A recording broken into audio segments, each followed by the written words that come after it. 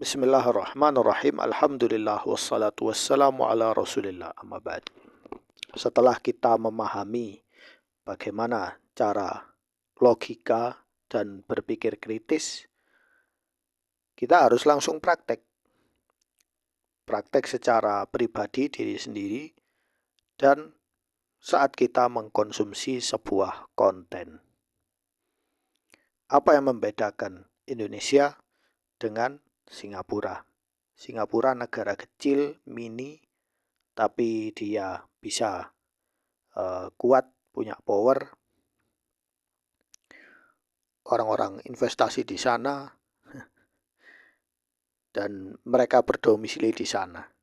Nah, negaranya kuat secara ekonomi dan karena mereka investasi di pengetahuan. Ya, pengetahuan, inovasi, investasi besar di situ. Sedangkan kita investasi lebih besar di sumber daya alam. Ya. Baik, di sini ada artikel strategi domisili korporasi lintas yurisdiksi. Nah, ini kalian bisa akses di cita-cita dosen akuntansi. Strategi domisili korporasi lintas yurisdiksi, perusahaan besar berkantor pusat di luar negeri. Artikel ini mengkaji fenomena perusahaan-perusahaan besar yang menempatkan kantor pusat, headquarters, entitas holding, atau pusat manajemen dan transaksinya di Singapura. Kenapa di Singapura? Kenapa tidak di Indonesia? Sementara aset produktif, fasilitas manufaktur, perkebunan, dan tambang utamanya berada di Indonesia. Riset ini mengidentifikasi pola motivasi struktural serta implikasi fiskal dari konfigurasi korporasi tersebut dengan merujuk pada perusahaan-perusahaan terverifikasi seperti Wilmar International, Golden Agri Resources, Sinarmas, ya, kita sebut sebagai Sinarmas, Royal Golden Eagle, Japfa Ltd, C Limited ini Shopee dan sejenisnya itu ya.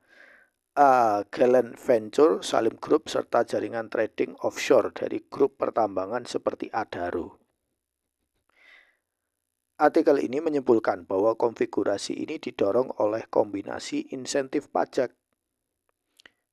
Insentif pajak Singapura yang kompetitif, akses pendanaan global, perjanjian penghindaran pajak berganda, yaitu P3P dan Tax Treaty, serta stabilitas yurisdiksi. Namun pada saat yang sama menimbulkan risiko erosi basis pajak, base erosion bagi Indonesia, sebagaimana telah terdokumentasi dalam beberapa kasus transfer pricing yang merugikan penerimaan negara. Ini yang disebut oleh Pak Prabowo bahwa kekayaan kita bocor keluar. Pendahuluan selama 3 dekade terakhir, bayangkan 3 dekade itu sepertiga abad ya, bukan seperempat abad, sepertiga abad. Jadi kalau Indonesia merdeka 45, berarti hampir setengahnya itu dinikmati orang luar. Singapura telah berkembang menjadi pusat keuangan dan kantor pusat regional headquarters hub paling dominan di Asia Tenggara. Salah satu fenomena yang menonjol adalah banyaknya perusahaan baik yang dimiliki oleh konglomerat Indonesia maupun yang berorientasi pasar Indonesia memilih Singapura sebagai tempat pendirian entitas induk atau pusat operasi finansialnya. Meskipun aset fisik dan kegiatan ekonominya real, hampir seluruhnya berlokasi di Indonesia. Jadi kegiatan ekonomi realnya di Indonesia, tapi hasil kuenya itu, hasil masaknya itu kebanyakan dinikmati di Singapura. Pola ini tidak terbatas pada satu sektor. Ia ditemukan dalam industri kelapa sawit dan agribisnis, pulp dan kertas, batu bara, pakan, ternak, dan peternakan. Ini bahan-bahan utama produksi orang Indonesia. Otomotif, properti, hingga teknologi digital. Singapura dengan tarif pajak korporasi datar 17% dibandingkan dengan 22% di Indonesia. Dan jaringan perjanjian pajak yang luas menawarkan struktur insentif yang sangat menarik bagi entitas yang ingin mengoptimalkan posisi fiskal lintas negara. Artikel ini menjawab 3 pertanyaan pokok. Pertama, siapa saja perusahaan besar yang masuk dalam kategori ini dan bagaimana struktur korporasinya? Kedua, apa motivasi struktural yang mendorong pemilihan Singapura sebagai kantor pusat? Kenapa kok tidak Malaysia atau Kamboja ya, atau Thailand? Apa implikasinya bagi Indonesia, khususnya dari sisi penerimaan pajak dan kebijakan publik? Landasan konseptual, mengapa Singapura? Singapura secara konsisten menempati peringkat teratas dalam berbagai indeks daya saing bisnis. Beberapa faktor struktural yang relevan untuk dipahami sebelum membahas kasus per kasus, yaitu kasus tarif pajak korporasi. Singapura menerapkan tarif pajak penghasilan badan datar sebesar 17%. Dengan berbagai skema pembebasan untuk perusahaan baru dan insentif sektoral. Sebagai perbandingan, Indonesia mengenakan tarif standar 22%. Selisih 5% ini meskipun terlihat moderat, menjadi signifikan ketika diaplikasikan pada laba multinasional bernilai miliaran dolar. Kalau selisih 5, ya lebih bagus di Singapura. Sistem pajak satu lapis on tier. Singapura menggunakan sistem perpajakan satu lapis, di mana laba perusahaan hanya dikenai pajak pada level korporasi dan dividen yang dibagikan kepada pemegang saham tidak dikenai pajak tambahan. Hal ini sangat menguntungkan sektor holding. Jadi yang pertama soal ini, pajak korporasi dan pajak satu lapis. Itu sudah berbeda dengan Indonesia. Yang ketiga, jaringan perjanjian penghindaran pajak berganda P3B. Singapura memiliki sekitar 100 P3B aktif, termasuk perjanjian dengan Indonesia yang ditandatangani pada 1992 dan direvisi pada 2020. Di bawah P3B, Indonesia, Singapura, tarif pemotongan pajak dividen dapat diturunkan menjadi 10%. Jika kepemilikan minimal 25% atau 15%, sementara royalti dipotong 8% atau 10%, tergantung jenisnya. Kemudian stabilitas regulasi dan akses pendanaan. Singapura menyediakan kepastian hukum. Ya, tidak berubah ya. Ekosistem perbankan internasional, akses ke Singapore Exchange (SGX) serta sistem peradilan komersial yang independen.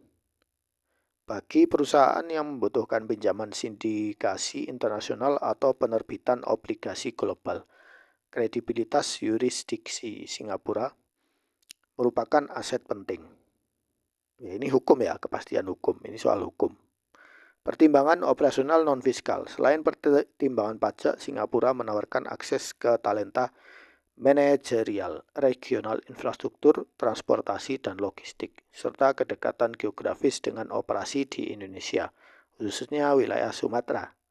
Sumatera sama Singapura dekat, Riau dan Kalimantan. Pulau Batam misalnya hanya berjarak sekitar 20 km dari Singapura. 20 km dekat ya, kayak dari Batu ke Malang. Pemetaan perusahaan dan studi kasus. Sektor agribisnis dan kelapa sawit. Nah, kita lihat ada Wilmar International Limited. Wilmar International merupakan salah satu raksasa agribisnis dunia yang berkantor pusat di Singapura dan tercatat di Singapore Exchange. Perusahaan ini memiliki lebih dari 300 pabrik manufaktur dan jaringan distribusi yang mencakup Tiongkok, India, Indonesia, dan sekitar 50 negara lain.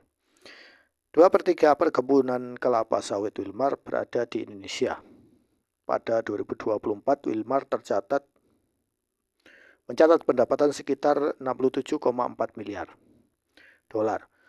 Kasus terkini yang mengilustrasikan kompleksitas hubungan Wilmar dengan Indonesia pada 2025, ketika Wilmar menyerahkan deposit jaminan sebesar 11,9 triliun rupiah kepada otoritas Indonesia terkait dugaan penyalahgunaan izin ekspor minyak sawit pada 2022 selama krisis kelangkaan minyak goreng nasional. Jaksa Indonesia menuduh Wilmar menyuap pejabat untuk memperoleh izin ekspor, meskipun pengadilan Indonesia sempat membebaskan Wilmar dan 2 perusahaan lain pada Maret 2025. Ketiga hakim yang mengeluarkan keputusan tersebut justru ditangkap atas dugaan suap 1 bulan kemudian. Nah ini ya, kasus Indonesia ini seperti ini.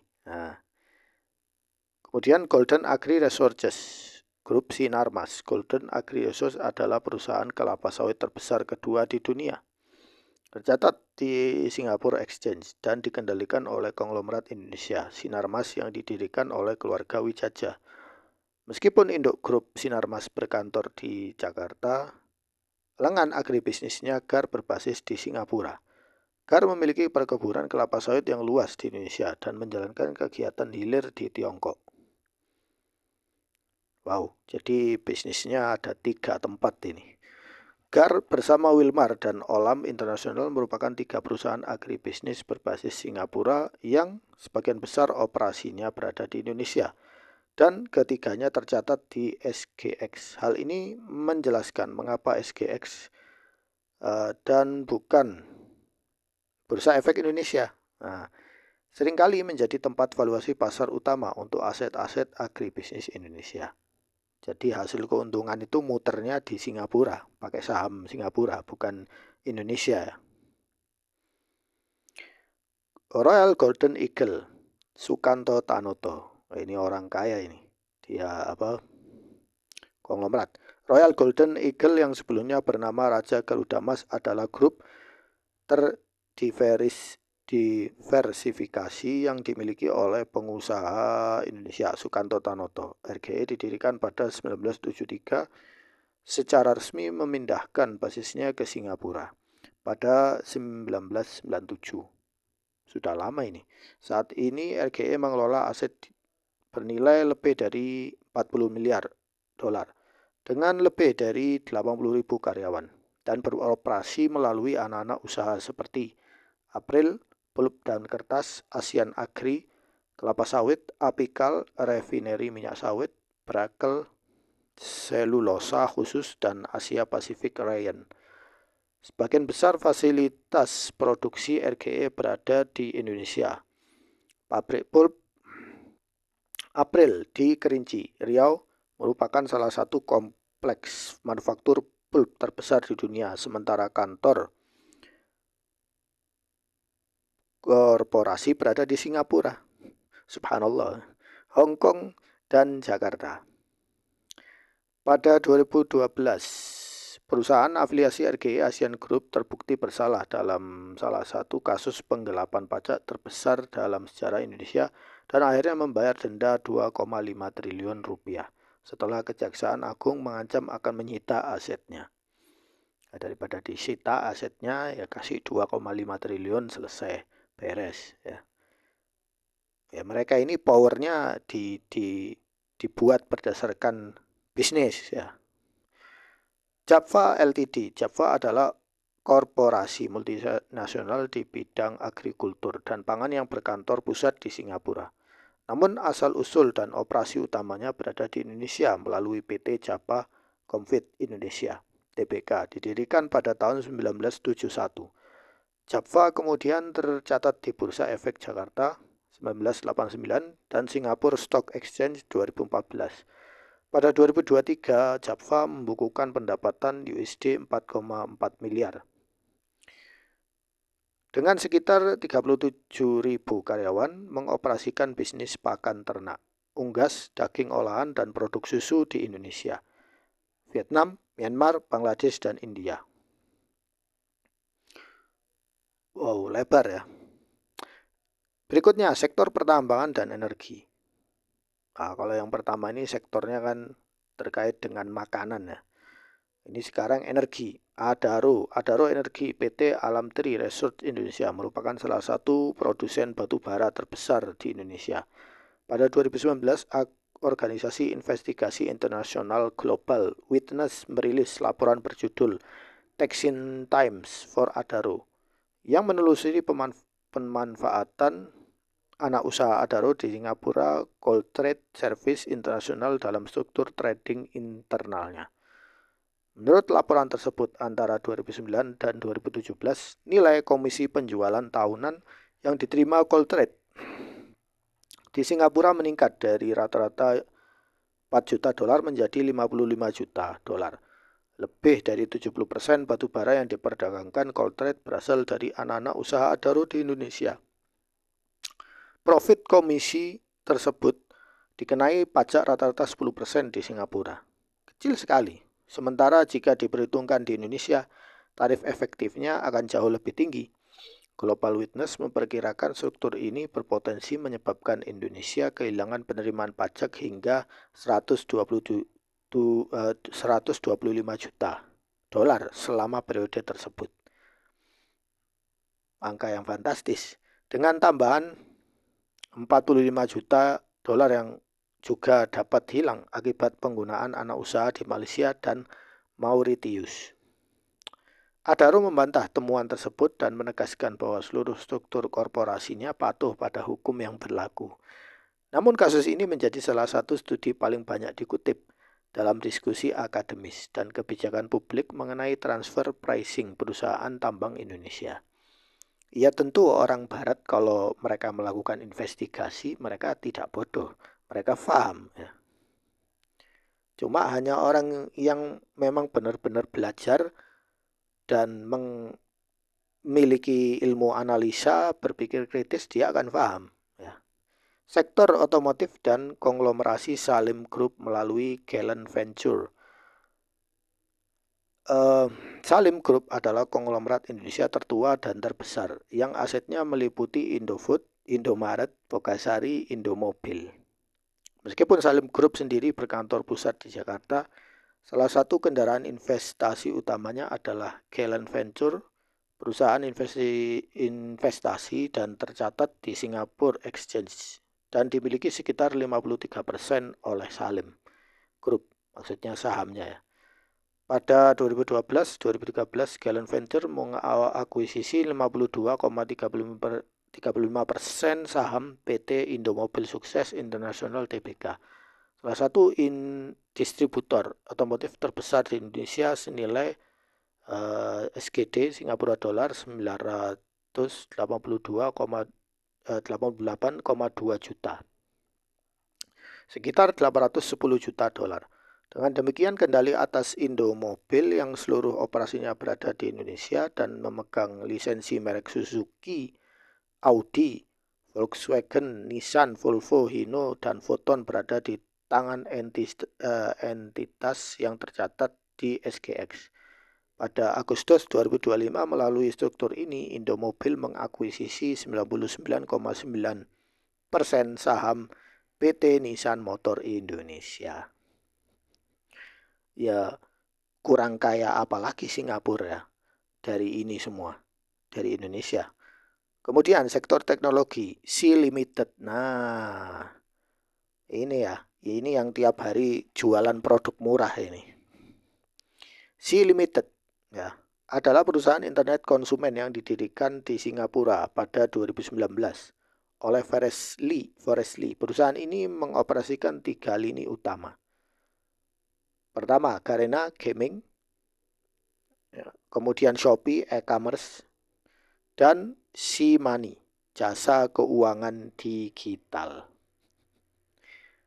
Ini rata-rata para pemuda yang suka pakai Shopee. Rata-rata anak-anak muda. Kenapa? Karena ada gaming, ada belanja, sekaligus uang. Kalau mau pinjol ya cukup pakai ini ya, SeaMoney. Meskipun didirikan dan berkantor pusat di Singapura, pasar terbesar Sea khususnya untuk Shopee berada di Indonesia. Shopee Indonesia mengoperasikan jaringan logistik dan pergudangan masif di seluruh Nusantara dengan kantor utama di Jakarta.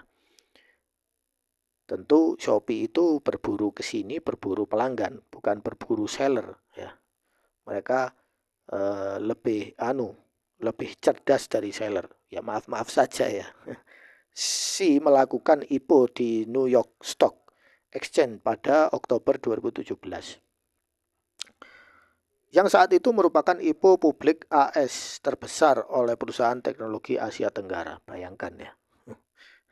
Sea dapat duit kemudian duit itu diputer di Amerika, tidak di Singapura saja.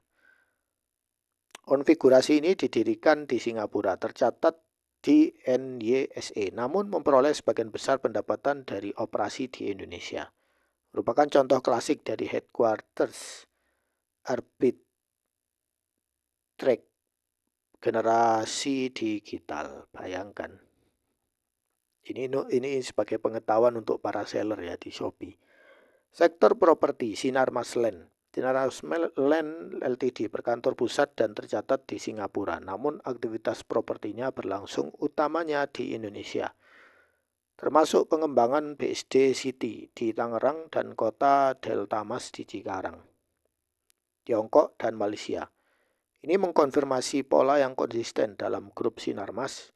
Meskipun induk konglomerasinya berkantor di Jakarta, lengan-lengan operasional yang memerlukan akses ke pasar modal internasional dan investor asing ditempatkan di Singapura. Ya wajar, karena Singapura itu mereka sudah punya arsiteknya. Tabel ringkasan pemetaan struktur korporasi, perusahaan atau grup, kantor pusat, bursa catatan, sektor, lokasi operasi utama.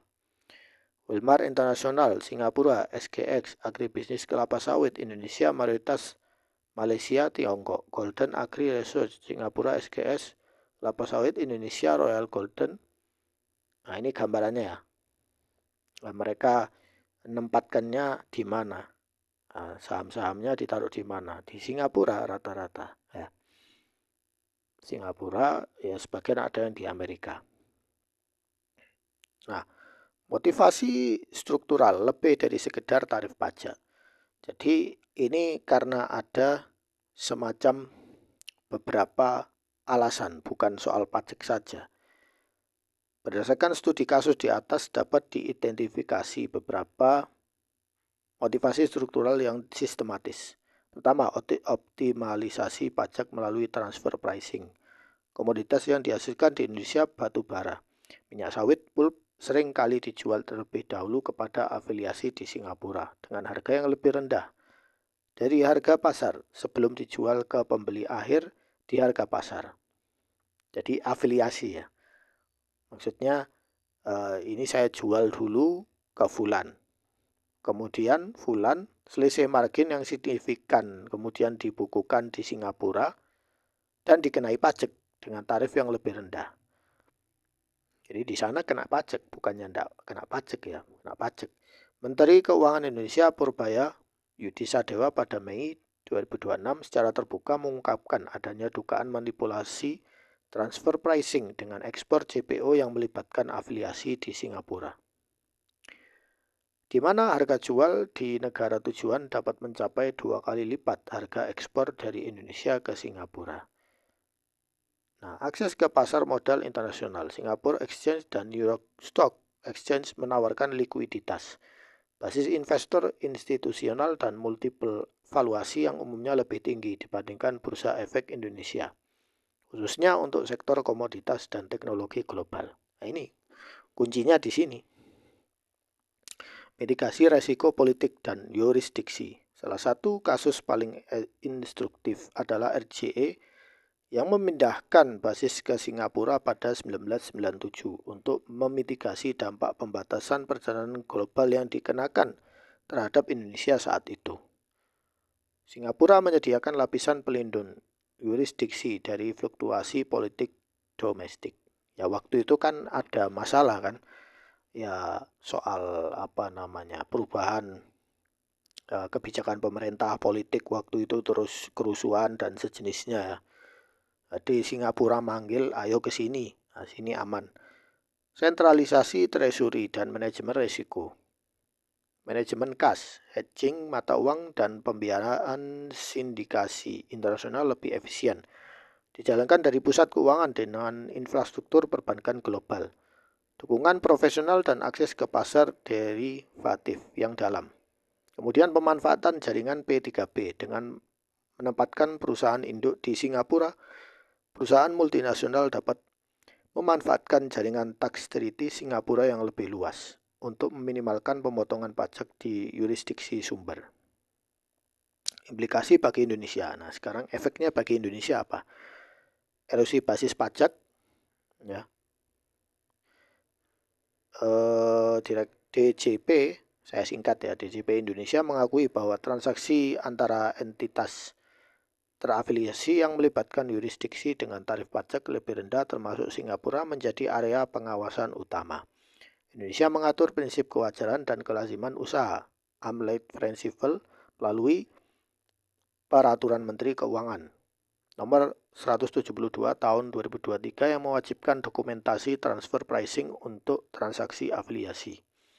Studi akademis Indonesia termasuk yang diterbitkan dalam jurnal Akuntansi 2022 menemukan pola berulang di mana komoditas Indonesia dijual ke afiliasi di Singapura di bawah harga pasar, kemudian dijual kembali oleh afiliasi tersebut dengan harga pasar.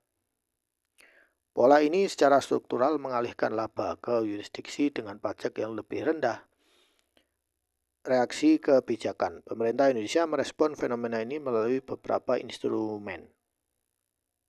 Pertama, penguatan dokumentasi transfer pricing dan adopsi standar BEPS dan OECD termasuk kewajiban country by country reporting untuk grup multinasional dengan pendapatan konsolidasi minimal 11 triliun rupiah. Kedua, pemanfaatan teknologi kecerdasan buatan AI oleh Lembaga Nasional Single Window untuk mencocokkan data pengiriman. Ekspor-impor, volume, kargo, dan harga transaksi internasional dalam rangka mendeteksi pola manipulasi. Ketiga, rencana mewajibkan ekspor komoditas strategis seperti CPO, batubara, dan ferroalloy untuk disalurkan melalui BUMN yang ditunjuk sebagai eksportir tunggal, upaya yang secara struktural akan memotong rantai transfer pricing. Nah, sekarang ini dilema ekonomi dan politik. Pemerintah Indonesia menghadapi dilema. Di satu sisi, struktur korporasi lintas yurisdiksi ini secara potensial menggerus penerimaan pajak. Di sisi lain, perusahaan-perusahaan tersebut tetap menyerap tenaga kerja dalam jumlah besar di Indonesia. Pekerjanya orang lokal memang. Menyumbang ekspor dan menarik modal asing yang dibutuhkan untuk pertumbuhan. RGE saja mempekerjakan lebih dari 80.000 orang. Java sekitar 37.000 orang, dan Wilmar memiliki sekitar 88.000 karyawan secara global. Mayoritas di Indonesia. Ya, mereka membantu ya pergerakan ekonomi Indonesia. Lebih jauh, banyak dari perusahaan ini sebenarnya dimiliki oleh pengusaha Indonesia, seperti keluarga Wijaja, Sinarmas, Sukanto Tanoto, RGE, dan keluarga Salim, Indomobil, Kwok Hon Hong, Wilmar, sehingga isu ini tidak sepenuhnya merupakan persoalan asing. Ya, ini mereka orang Indonesia versus domestik, ya, melainkan persoalan bagaimana modal yang berasal dari Indonesia dikelola melalui yurisdiksi yang lebih kompetitif. Jadi masalahnya masalah Indonesia, bukan masalah Singapura atau asing atau apalah ya. Kesimpulan, fenomena perusahaan besar yang berkantor pusat di Singapura namun beroperasi di Indonesia bukanlah anomali, melainkan hasil rasional dari arbitrase yurisdiksi yang dimungkinkan oleh perbedaan tarif pajak, kualitas regulasi, akses ke pasar modal, dan jaringan perjanjian pajak. Singapura secara sengaja telah membangun dirinya sebagai pusat keuangan dan kantor pusat regional. Artinya Singapura itu sudah mendesain dirinya seperti ini dari dulu. Untuk apa? Untuk mancing orang kaya, invest di negaranya. Karena negaranya kecil, ya, tidak punya SDA kayak Indonesia. Dan strategi ini terbukti efektif dalam menarik entitas-entitas korporasi yang aset produktifnya sebenarnya berada di negara-negara tetangga. Jadi Singapura juga tidak salah. Bagi Indonesia, implikasinya bersifat ganda. Di satu sisi terdapat potensi kehilangan penerimaan pajak yang signifikan, sebagaimana telah didokumentasikan dalam kasus Adaro, Coltrane, Asian Agri, dan dugaan manipulasi transfer pricing JPO. Di sisi lain, kehadiran fasilitas produksi, lapangan kerja, dan rantai pasok yang luas tetap memberikan kontribusi ekonomi real.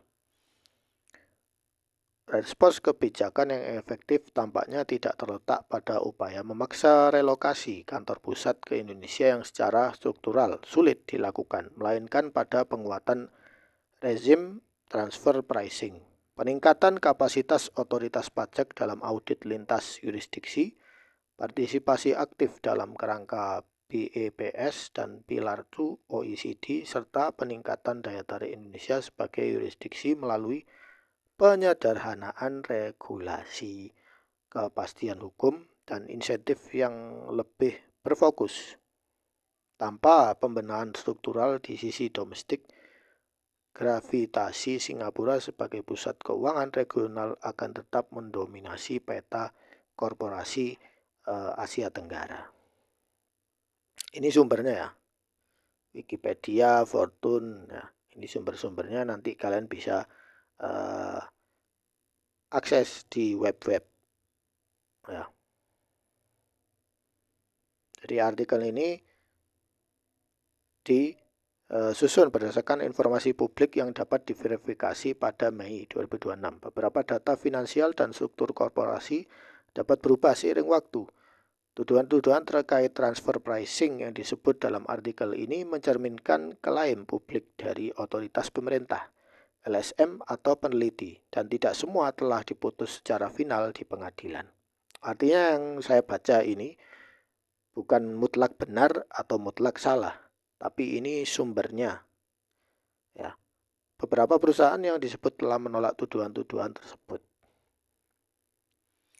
Ini sumber-sumber datanya bisa kita akses. Jadi tujuan saya membaca artikel ini adalah memberi gambaran kepada kalian semua bahwa inilah pentingnya pengetahuan, inilah pentingnya mengupgrade cara kita berpikir. Kenapa Singapura bisa memancing pelanggan supaya datang ke negaranya? Karena Singapura itu investasi di pendidikan sangat tinggi, ya, sehingga mereka tidak lalai, tidak mudah dibodohi. Mereka begitu cepat bergerak untuk adaptasi, karena mereka sudah punya ilmunya. Nah, kalau kita, ya, kita hanya sibuk, ya gitu, menyalah-nyalahkan ini salah fulan. Ya. Fungsi dari berpikir kritis itu di sini. Kalau kita paham, oh ternyata Singapura punya arsiteknya, sehingga itu tadi, berarti kita yang harus berbenah. Kita yang harus berbenah. Sekian dari saya, semoga bermanfaat.